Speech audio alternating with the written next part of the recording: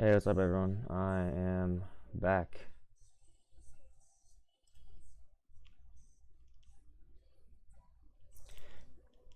Hey, good morning. Yeah, it's been a little bit, but I'm here. Yeah, I was gone for the holidays, out for vacation. But yeah, I should be back here pretty regularly now. What's up, Preston? Um, so yeah, I should be here. I'm gonna be trying to do live every morning. Um, but yeah, I was just out for a little bit for vacation with our family. But I don't think I have any days off planned for a while. Okay, so I'll go over what I'm seeing today, and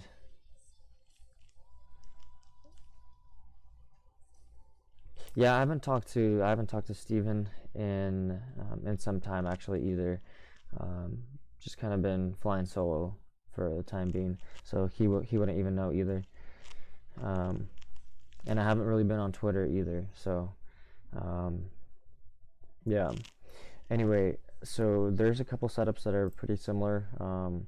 Chris and LXRX. The first one we'll go over is Chris. This one's actually tracking a lot of volume as of right now. 52 million pre-market, so that's kind of huge. Um, when I was checking it, it was at 25 million, so it's picked up quite a bit of volume since then. So it's gonna be a big day for this one. But if we're looking for, if we just look at the daily, we can see 160 mil a day or 180 mil a day here, gapped up morning, spiked pretty hard, but then failed ultimately, and failed pretty hard. I'm actually gonna check to see if I have that one June, that if I have let me see. I'm gonna see if I can pull up the intraday on that one. SSR and Chris, yeah. SSR doesn't really affect me, to be honest. Um, I don't really care about SSR usually. I mean, it's trading so much volume, it's so liquid. Um, Higher float, the float's at 53 million, so it's like, um, I don't know, I'm not too worried about SSR on Chris. Alright, 1 second.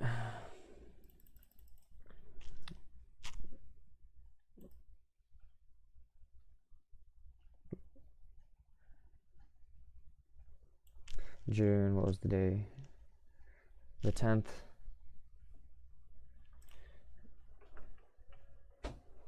Let's see. The 10th. Okay, I didn't even trade Chris on the 10th. Okay, so I don't have the intraday pulled up, so I can't really see how it traded. Um, but that's alright. Basically, what I'm looking at is this 360 level, but it's over that level at the moment, so we have to kind of see what it's doing at the out of the open. For now, it's holding its highs, but previous big day it gapped and failed. So let's kind of see what it does. We had a big red candle here, over 1 mil into the $5 level. Let's see if that's going to hold or not. Looks like it's breaking through. Let's see what 5 is doing.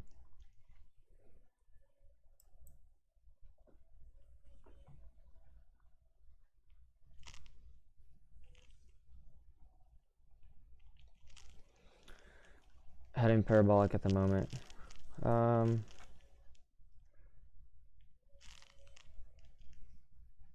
I wouldn't say that's parabolic, um, but it is at its highs for now.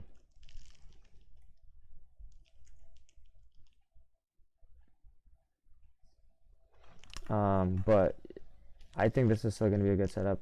but we have 15 minutes till the open to kind of see what it's going to do. And then the other one, parabolic. I mean, it is in parabolic mode technically, since it started moving pre-market. So yeah, you can say that. But that's a parabolic, move. That's like kind of subjective to the person and what they consider parabolic or not. There's no like definite definition of what parabolic is. The other one, LXRX, a lot less volume, slower mover, only up 40% at the moment, but you can see previous day 100 mil, it gaps up and failed, so this one is a pretty safe short. 240 area is kind of the risk level to use, and then you can probably write it down to probably 180s, 190s. Probably 190s is kind of your better bet. But if you just look at, we can pull up LXRX on OTC markets. This company previous years has lost money, besides 2019 where it actually made money. Then let's see if they have any dilution.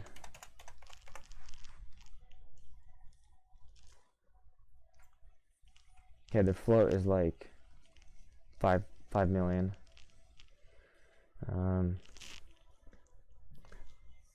They have 100 million left to dilute, which is a lot, or 50, okay, 50 or 100, so they still have quite a bit to dilute.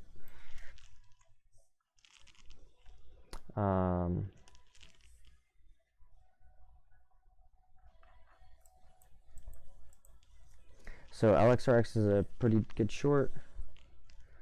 I think those are really the only two that are main watches.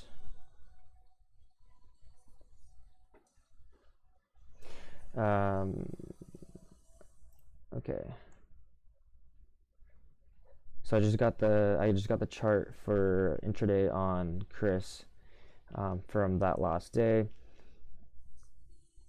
Looks like the levels would be, actually the levels don't really matter today, but spiked in the morning, pulled back, and then ripped again later into midday, and ultimately just gave it all back really, really hard.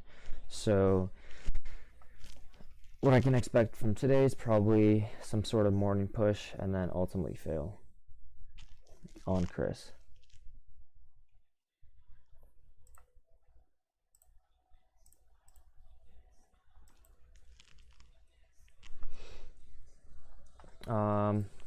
Okay.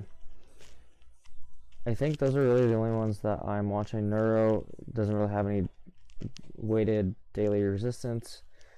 Everything else is not really up a whole lot. Yeah, not a lot of volume, not really up a whole lot. And then so yeah, I can pull up Neuro, I guess.